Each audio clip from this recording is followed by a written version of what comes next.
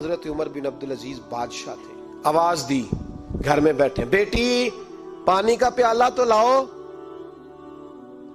بیٹی خاموش ہو گئی. ساتھ والا کمرہ بیٹی کا. پھر آواز دی, بیٹے سن رہی ہو؟ کہ ابا جی سن رہی ہوں, پانی کا پیالہ دینا. بیٹی خاموش ہو گئی. تیسری آواز دی تو زوجہ پانی لے کے آ گئی. نے کہا حضور پانی. حضرت عمر بن عبد العزیز کو غصہ آیا, کہنے لگے بچے کس لیے ہیں, وہ خود کیوں نہیں آئی؟ اب اتنی نافرمان ہو گئی ہے کہ ایک پیالہ پانی کا باپ کو نہیں دے سکتی, کیوں نہیں آئی؟ تو زوجہ کہنے لگی چلیں درگزر کریں. اس نے کہا ابا کو نہیں بتانا, پی لے. کیوں نہیں بتانا؟ بتاؤ کیوں نہیں آئی؟ میں نے اس کو پکارا تھا, تمہیں پکارتا تو تم آتی, تمہیں بتانا پڑے گا. جب بات ذرا آگے بڑھی تو ماں تھی نا, بات بیٹی کی تھی, تو اماں رو پڑی, آنکھوں میں آنسو آئے. کہا کیوں روئی ہو؟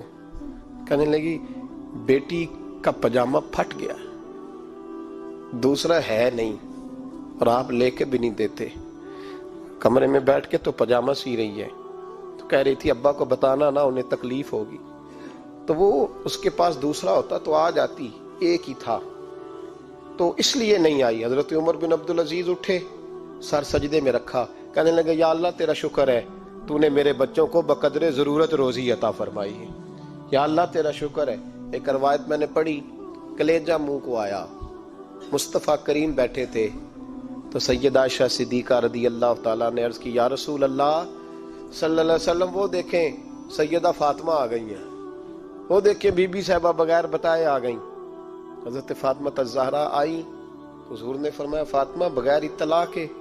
حضور چھوٹا سا کام تھا. کیسے آئی ہو؟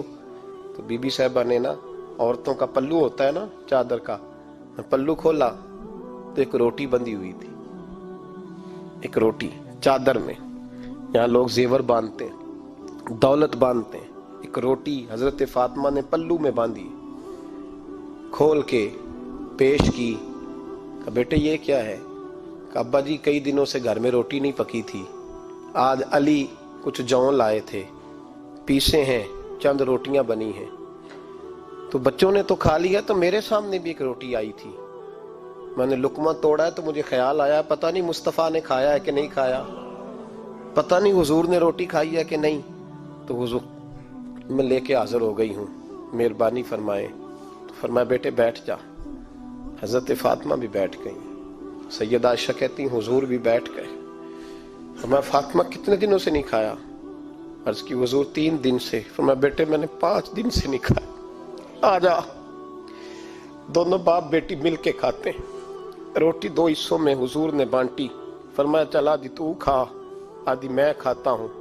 حضرت فاطمہ نے لقمہ توڑ کے منہ میں رکھا تو رو پڑی, حضور 5 دن سے نہیں کھائی. فرمایا بیٹے چپ کر, ہمارا دنیا سے کیا تعلق, ایک پل رہ گیا ہے, بس اللہ پھر جنت کی ساری نعمتیں عطا فرما.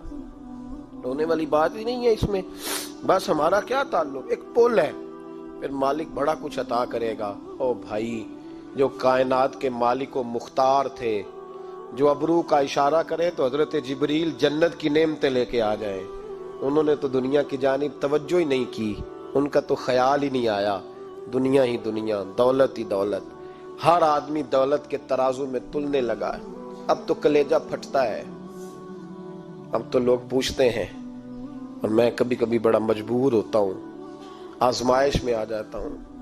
لوگ کہتے ہیں جناب آپ سے کچھ قرآن کی آیات سننی ہے, آپ کتنے پیسے لیں گے؟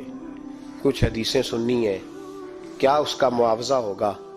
آپ سے اس نبی کا نام سننا ہے جس کا آپ کھاتے ہیں, جس کے نام پر آپ نے عزتیں لی ہیں, ان کا نام سننا ہے. آپ کا ریٹ کتنا, آپ کتنے میں بیچیں گے؟ وہ نعت جو غذا ہے وہ کتنے میں بکے گی؟ جب دنیا داری کا یہ حشر ہو جائے کہ وہ رسول اگر ان کا نام نہ رہے تو ہماری سانسیں ہی نہ چلیں.